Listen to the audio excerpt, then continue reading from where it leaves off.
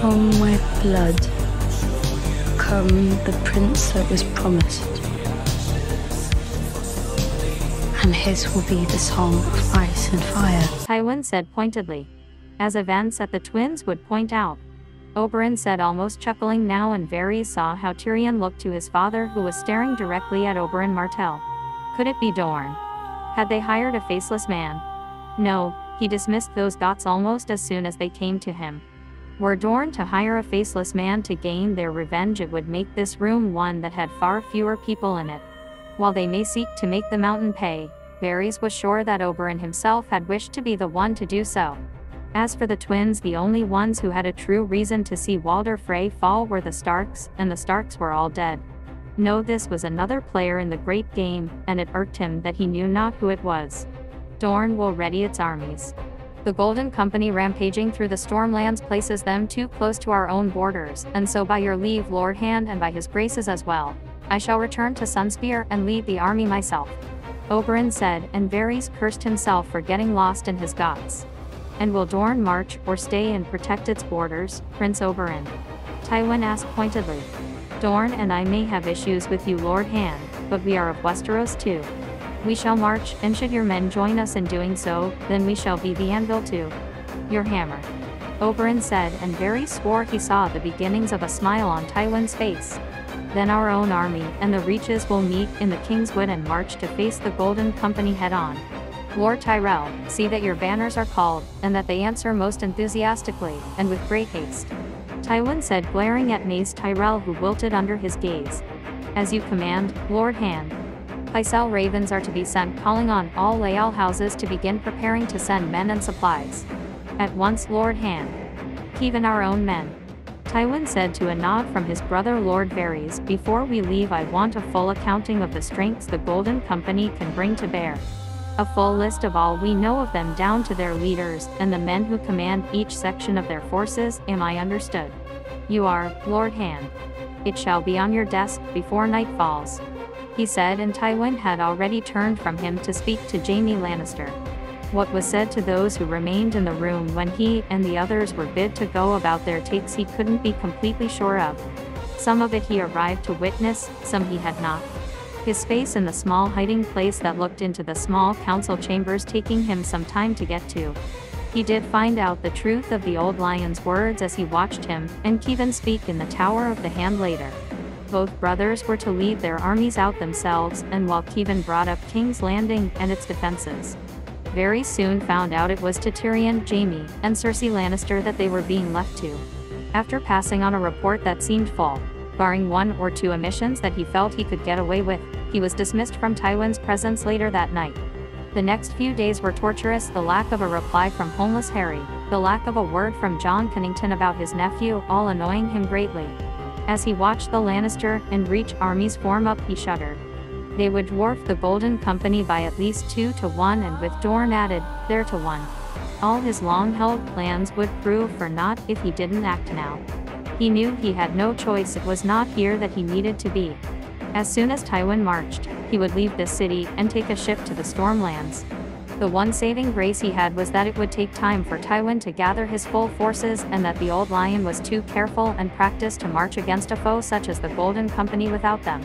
It had been why he had planned for Tywin Lannister to be long dead before they and Aegon arrived on Westeros' shores. Why he'd planned so carefully and diligently for so many years, and had bided his time until the time was right for them to attack. Something that now it was very much not. When the little bird stepped into his room carrying a note, he almost grabbed it from the girl, such was his eagerness to read it. Seeing it was written in Illyrio's hand, he found himself even keener to get to the meat of the matter. My friend. The time has come, he is ready, and the plans that were shared with me were sound. Forgive us for not informing you of them beforehand, but for once the mummery you may have wished to perform would not have been enough. Words have been sent to our friends in Sunspear, an offer that we are sure will be accepted. A queen for a king, my friend, and spears to go with our elephants. As for other strange events that may occur, it seems that we are not the only ones who wish to be thorns in the paws of lions. While I cannot be certain who took the contract out, I believe it to be a grieving father from Volantis, and should twins cry out in the night, then you'll know it so. For Sarah. Your friend. For the first time since Tyrion's trial. By combat, Varys found himself relaxed and content. So much so that he leaned back in his seat and poured himself a glass of wine. Rarely had he enjoyed it as much as he did right then, rarely had it tasted better. It tasted like victory, he got with a titter that rang around the room. Winterfell 300 AC. Roose Bolton. It was supposed to be much easier than this. The moves he made were meant to have brought him the entire north, and not just some of it. Manderley and Reed hadn't answered the call, which was understandable in the latter's case. The Crannock men were an odd bunch after all. He needed the fat merman though, as White Harbor was the main source of trade in the north. The Umbers had come and were represented by Hob, and he was grateful enough for their support as he was for his good families, but he needed more. The mountain clans, the Glovers, the Karstarks, the Mormonts, and the Hornwoods, he needed them all, and what Ramsay had done to Lady Donella, should it be found out, would see him lose not only her house but others too. His bastard had done well, and not at the same time, and his tendencies for cruelty would be his undoing. There was a time for such and a time when it was not needed, and Ramsay had yet to learn which was which. It irked him as having a rabid dog at his beck and call was only useful when that dog did as it was bid. Something that Ramsay was starting to forget and needed to be reminded of. With Stannis Baratheon now in the north, they had other issues too, and the loss of Arya Stark didn't help. Roose had sent out men to scour the lands to find her, and was still unsure how she had been lost in the first place. He should never have ridden on ahead, and he cursed his haste to reach Winterfell, and see just how badly damaged Ramsay had left it. Were it not for that, then the girl would have ridden with him rather than the smaller group of men he'd left her with. Fool that he was, he had believed that no one knew who he had in his party, and so no one would attempt a rescue, and how they found out he knew not. Walking around the large keep, he felt both happy that it was finally his and annoyed by just how much damage Ramsay had done to it. The boy had no idea how to make the damage look worse than it was, and had paid no mind to the fact that winter was coming. It would take a long time to restore it to what it was, moons and much coin, and he feared he didn't have enough of either. Making his way to the keep itself, he saw his son and the thing that had once been Theon Greyjoy. Yet another example of Ramsay going too far, and once again he cursed the gods for taking Domeric from him. A raven father from the Iron Throne. Ramsay said as he nodded to Reek to bring it to him. Roose didn't look at the broken man as he handed it to him, though he did see the broken fingers and the skin that was missing from them. Opening it, he read it quickly, and had to a double take as he did so. Should the mountain arrive in the north, then he was to be dealt with immediately. A reward of 100,000 gold dragons was offered for the man's head, and he had no idea what to make of it. So much so that even later, as he sat in the Great Hall and sipped on his hippocras, he still couldn't understand what was going on. Had the mountain turned on his master? Had Tywin finally lost control of his own rabid dog? Were the lions vulnerable, and if so, what did that mean for him? He gave his orders to his captains. Should the man be seen, then he was to be attacked and killed without hesitance. Though he and perhaps they wondered if that was even possible.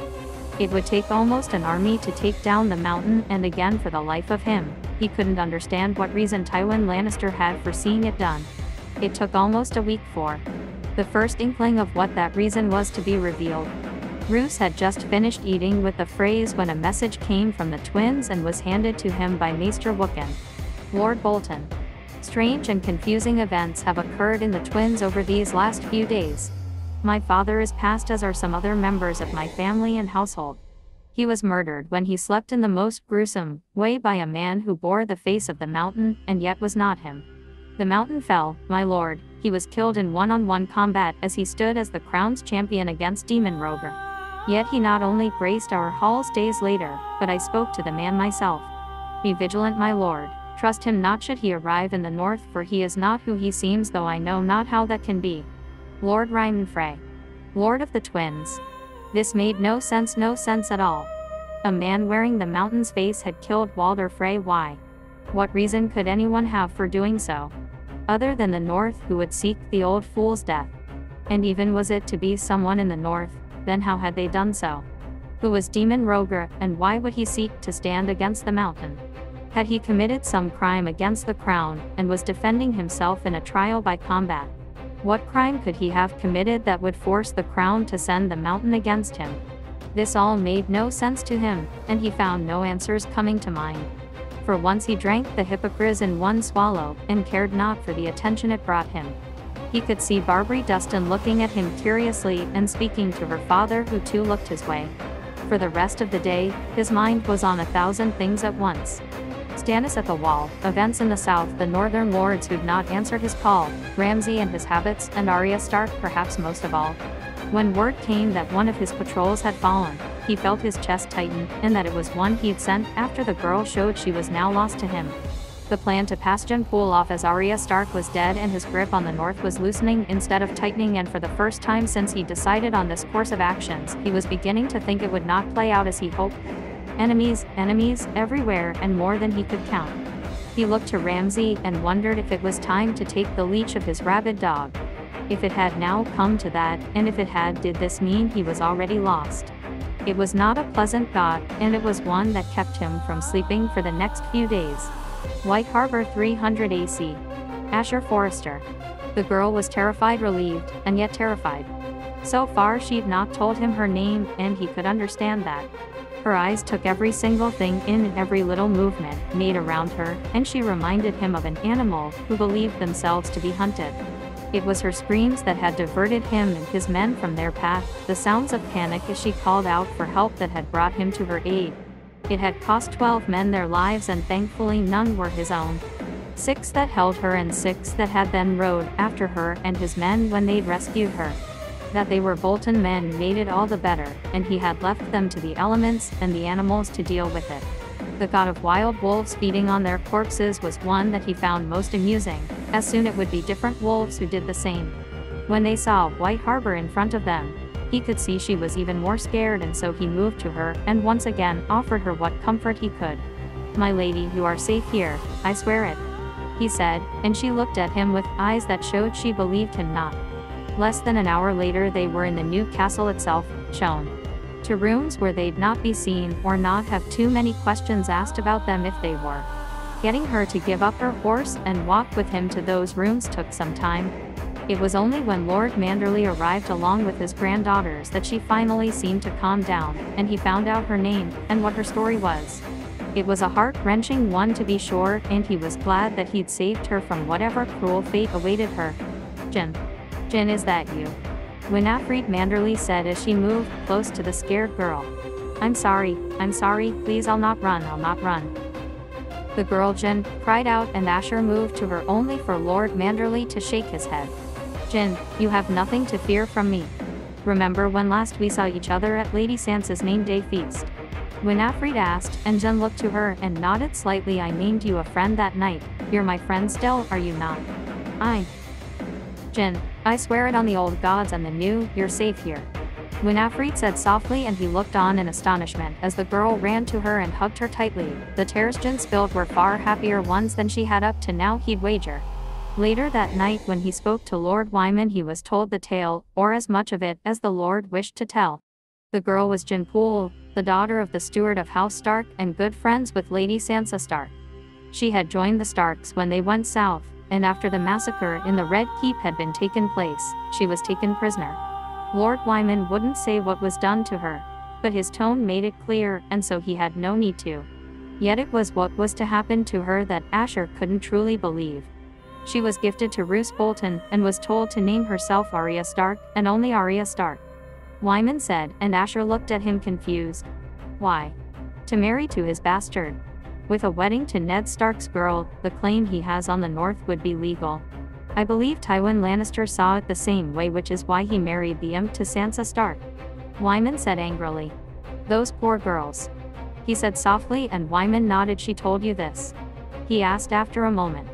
She told Winifred and Wyla some, the rest I figure out from this. Wyman said, handing him a raven scroll which he read eagerly. An invite to a wedding. To watch a mummery take place, and swear fealty. It was not the only raven I received. Wyman said, and as he read about the mountain Asher felt the smile form on his face. The next day as he broke his fast, Jin came to see him wishing to thank him for his rescue. Something he told her she had no need to do. He promised that those who had hurt her would soon pay for all they'd done, and whispered to her that Arya Stark was alive and well, and safe too. He was ready to leave by midday and would have ridden out the gates and back to the mountains, were it not for the arrivals that soon came to his attention. Firstly, Ser Davos Seward came on behalf of Stannis Baratheon, and so Asher stayed while the man treated with Lord Wyman. He found short shrift from the Lord of White Harbor, who loudly told him that he knew no king but the king in the north, whose name was Stark. Something the smuggler didn't much appreciate, and he and the men with him were soon on their way. The next arrivals though soon had all of White Harbor in a tizzy, and as he looked at the man, and the way that Wyman manderly greeted him, he could see why. Jon Umber. By the gods, it is you," Wyman said, rising from his seat and moving to the large man who stood by, a younger, more handsome one, though both men looked the worst for wear. "Aye, it's me, Wyman. Now for the old God's sake, can you give me a damn northern ale?" Jon Umber, the Greatjon as he was more widely known, said, and soon enough he was drinking and eating, as was his companion. "How, John?"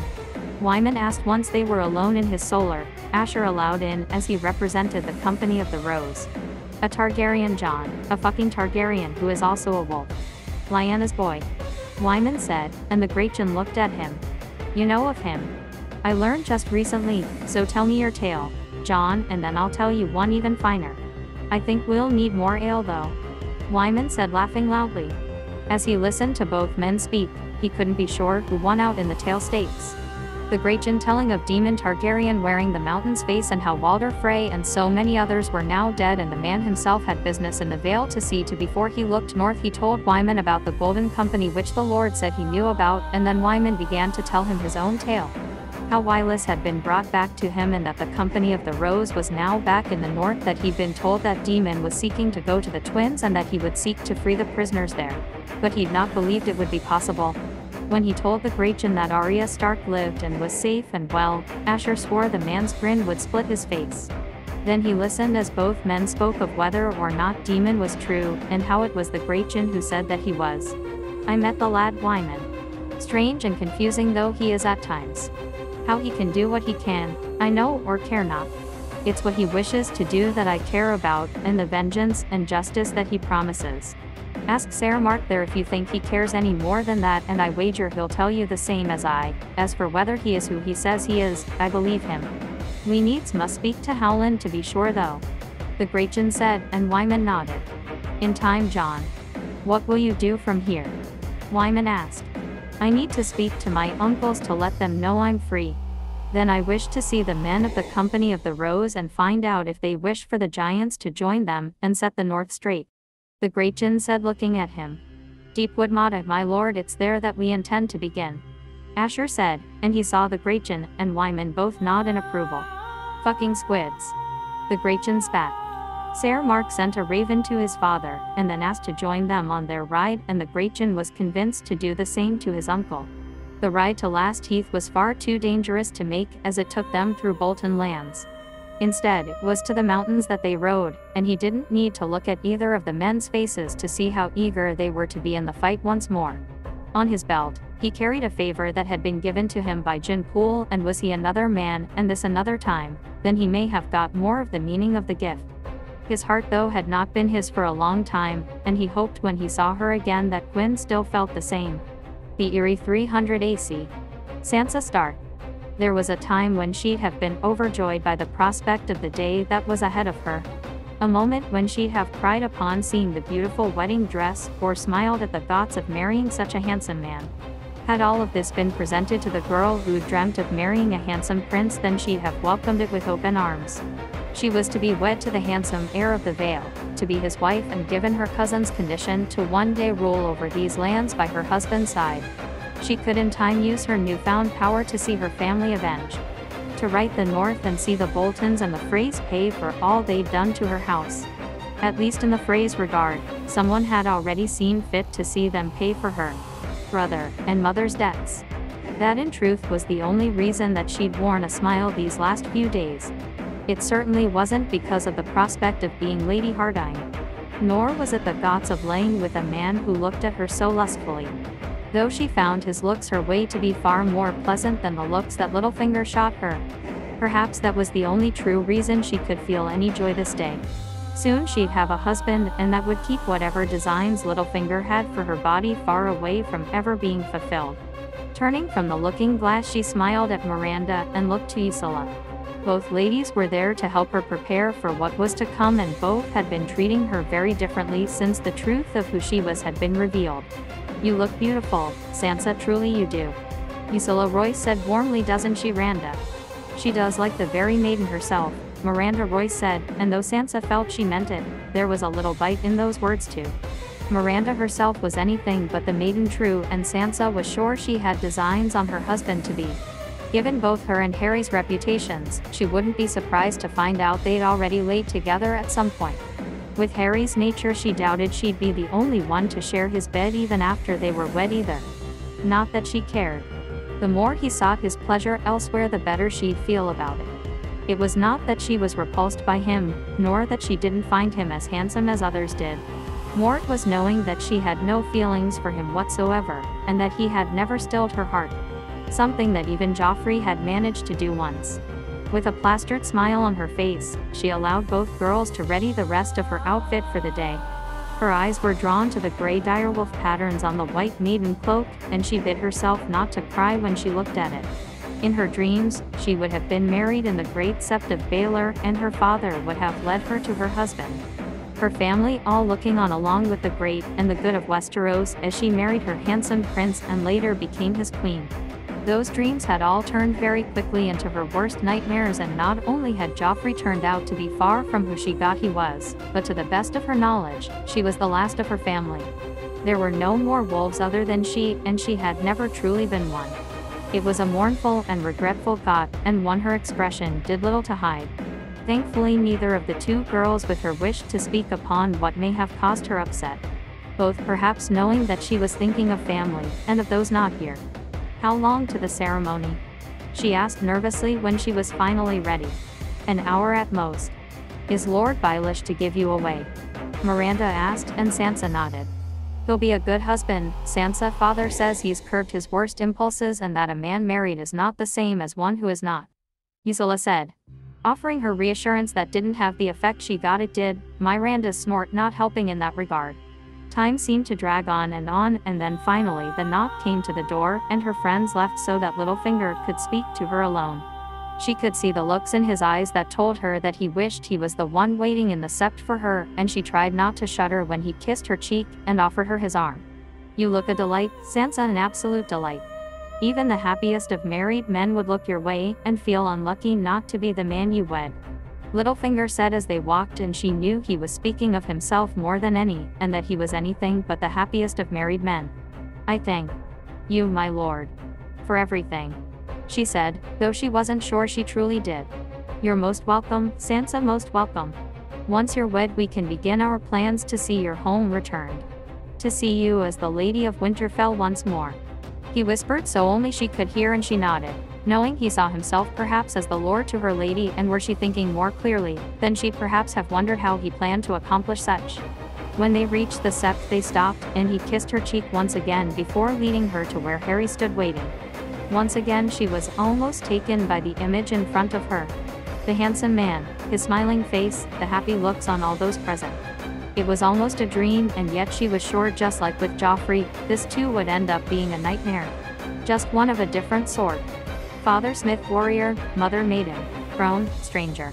"I am his, and he is mine from this day until my last day," she said. And then she felt his lips on hers, and she was surprised at the small shudder she felt, and confused that she was disappointed when the kiss ended. When he offered her his arm, she took it, and together they walked out of the sept and into the great hall of the Eyrie. Both of them looking directly ahead, and soon enough she was being helped into her seat, and the feast began. Despite herself, she found she quite enjoyed it, and when the dancing began she accepted his hand eagerly. Only once they began to dance, and she caught the looks that Littlefinger was shooting their way, did she wonder if she was smiling too much.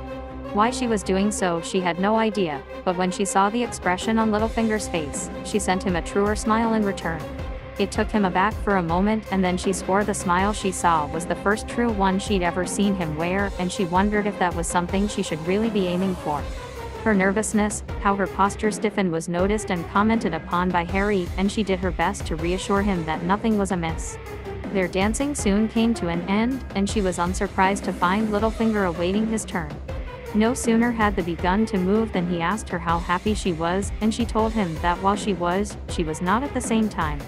That she knew what she must do and had learned her lessons well. What lessons, Sansa? He asked curiously. That to bring Harry close, I must be what he believes me to be, even if I'm not, she said, and he moved her head so he was looking directly into her eyes. What, you are not in love with him? She said, and his eyes sparkled at her words. Very good, Sansa, very good, he said softly, and as the dance ended she felt his lips on her cheek once more and knew they wished to be on her lips instead. The bedding ceremony was horrible, her clothes were torn from her, and while Littlefinger played no part, she knew he had drunk in her nakedness with his eyes, as had some of the other lords and knights that were present. Sansa, hearing them say how Harry was a lucky man, and how they wished to be the one that took her maidenhead themselves. By the time she reached the room she was far happier that she was away from them than she was worried about what was to come next. Only Harry entering naked a few moments later making her even think about any of that. My lord, she said softly from beneath her covers. My lady, he replied, and she looked on confused as he moved to a table and began dressing once more so when he handed her what looked to be men's clothing. My lord, for the next few moments, I need you to join with me and cry out in pleasure, Lady Sansa. Can you do that for me? He asked, and she looked at him confused. Trust me, it's needed. As confused as she was, she did as he bid, calling out his name as he did hers. She gasped loudly when he bid her to, called out to the old gods and the new when he told her to, and tried not to laugh as he said her name over and over again while sitting on the bed and bouncing up and down. Sansa. Oh God, Sansa, I'm so close, so I ch. With her hand on her mouth to stop her laughing, she then quickly dressed in the clothing he gave her and watched him take a sheet and spill what looked to be blood on it. Then he moved to the door and opened it, and she saw the men outside. A large group of them that all looked to her as she lay in the bed and pretended to be sleepy. The lady is a maiden no more, Harry said to loud cheers. Now if you'd kindly give my wife time to recover, for I mean to plow her field many more times before the night is done.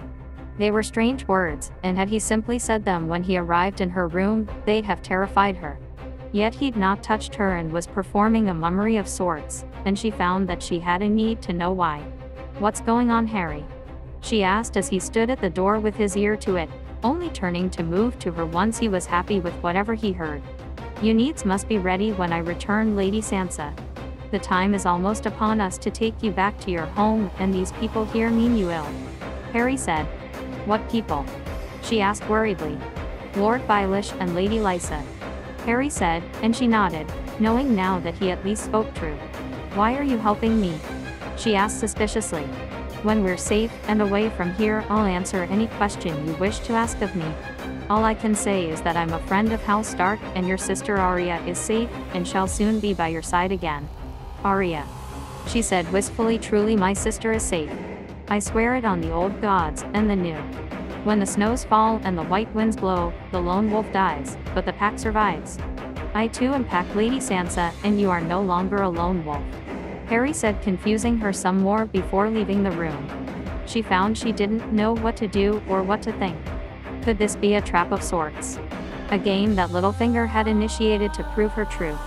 What would happen to her if it was, and she failed, or proved herself false? A part of her almost wished to run to her aunt's rooms and to tell her and Littlefinger that she was with them and on their side. Harry's words rang truer though. Her aunt and Littlefinger wished her ill, she knew that was true. Arya was alive, and she could be taken to her, she could see her again, and tell her how sorry she was for everything. She'd not be alone, not be a lone wolf, and would be with the pack once more. How she had longed for so very long, and so it was that, and the belief that Harry was not steering her wrong, that she accepted. The idea that he had no true reason to, and were he as terrible as she believed him to be, then would he not have lain with her and taken his pleasure from her? Especially when she was in no position to deny him. No, there was more going on here than she understood, and the chance to be free from those who would hurt or use her was too good of one to resist. It was hours later when he returned, and before she knew it he was leading her through the keep and to where horses awaited. The trek down the mountain pass was illuminated by a full moon, and yet it was his hand that led her and the horses across the uneven rocky path. Never once did he falter or need to look where he was going, and she swore they reached the end of it far quicker than she'd have believed possible. By early the next morning they had passed through sky, snow, and stone, the three-way castles, and it was only at the last of them that they'd mounted the horses. They rode hard that day, and camped later that night. Sansa, finding that she quite enjoyed the freedom of the open road, and as they sat down to eat the rabbit that Harry caught, she ate it hungrily. She even enjoyed the wine, which was not something she partook of much, and found the fire to be soothing too. "Will you tell me it all now?" she asked nervously, and he nodded. "Be not alarmed by what you see, Lady Sansa. It will shock you, but I give you my oath that all I've said to you has been true," he said, and she looked as he turned away from her, and then turned back, and was now wearing another face. She scurried away from him, yet he never took a step towards her, and let her get used to what she was seeing. His hair was as dark as a raven's feathers, his eyes a gray she'd not seen before. There was something familiar and yet not about him, and it took her some time to see that he reminded her of her father, her uncle, and even Arya. Had he Stark blood in his veins? Was he somehow her kin? If so, then how? What did he wish from her? The questions rattled around in her head, and yet in the end it was only one that she asked. "Who are you?" she said, moving slightly closer to him. "I am your cousin Sansa, your aunt's son. My name is Daemon Targaryen, and I will take you home," he said, and as she looked at him she felt it deep in her heart that the words he spoke were true. /n thanks to all who've read and reviewed. I had intended to have this out much earlier, but life interfered. Up next, Sansa finds out the truth about Daemon, and about his plans as we take another look into his time in Essos. Stannis readies to march, and men of the Company of the Rose land on Spagos seeking a lost wolf. Oberyn arrives in Dorne to find 2 letters awaiting him, and he and Dorne make a decision that affects the war. While Jon Cunnington makes a change to the leadership of the Golden Company and receives a visit from a